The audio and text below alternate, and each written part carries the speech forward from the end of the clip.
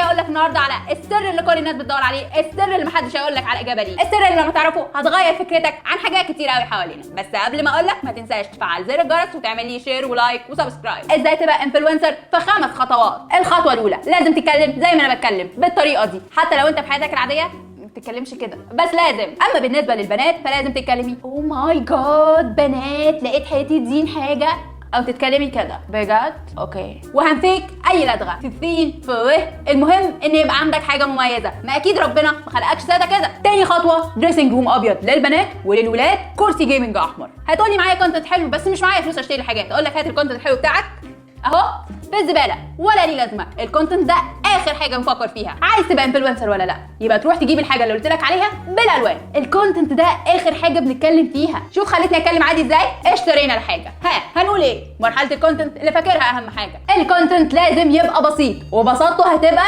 في اننا هندخل الناس في خصوصياتنا. كلنا ايه، شربنا ايه، هنلبس ايه، ريفيوهات.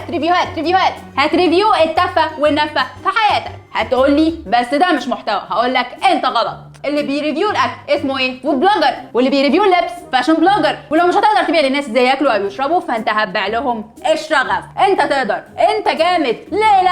قوم اجري، زعق اصرخ. وده بقى كلام في الفسحيه محدش يقدر يمسكه عليه. ولو حد بقى زنقك وقال لك انت معاك ايه يأهلك تقول ده، قول له انا لايف كوتشنج مدرب تحميسي قوي. الخطوه الرابعه، من اول 10,000 فولورز لازم تتعامل انك مشهور. نبره صوتك، بصتك، مشيتك، كل حاجه فيك لازم تتغير. مش غرور لكن نجاح. لازم تبقى ناجح، ريحتك نجاح. ولازم الفولورز يتمنوا يبقوا مكانك وينجحوا نجاحك، حتى لو انت تعبان في دماغك وست الواد ده عارفه، بس انت ناجح قوي، ناجح جدا. الخطوه الخامسه واللي الكل بيسال عنها، الريتش او الترند. الاثنين وجهين لعمله واحده. لو انت مرتبط طلق افسخ فركش، المهم تعمل ده لايف. اما بقى لو انت مش مرتبط فانت لازم ترتبط، بس اهم حاجه يكون الاكونت الريتش بتاعه مش واقع عشان يكمل نجاحك.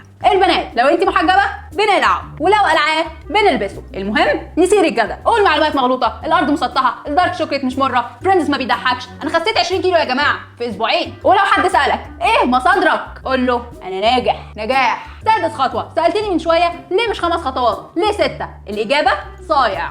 انت لازم تكون صايع. الناس كلها بتقول الخطوات 5 10 عادي، لكن انت مختلف. طالما انت مختلف لازم تتكلم كده وتعوج بقك. الخطوه السابعه، هتقولي ازاي ما انت قلتي 6؟ اقول لك الصايع دايما كذاب ومالوش ماسكه، علشان ما تخليش الجمهور يعرف انك الستات بتاعتك. وطالما قلبنا انجلش يبقى نعمل بودكاست اقول لك فيه يا فاشل 5 جد من اللي بيبوظوا لي بشرتي.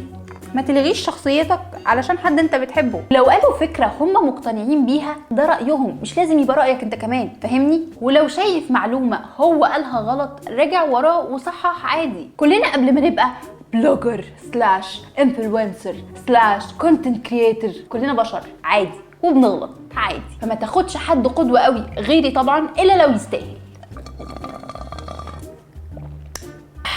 اكتبوا لي بقى في الكومنتات بتتابعوا مين غيري على السوشيال ميديا.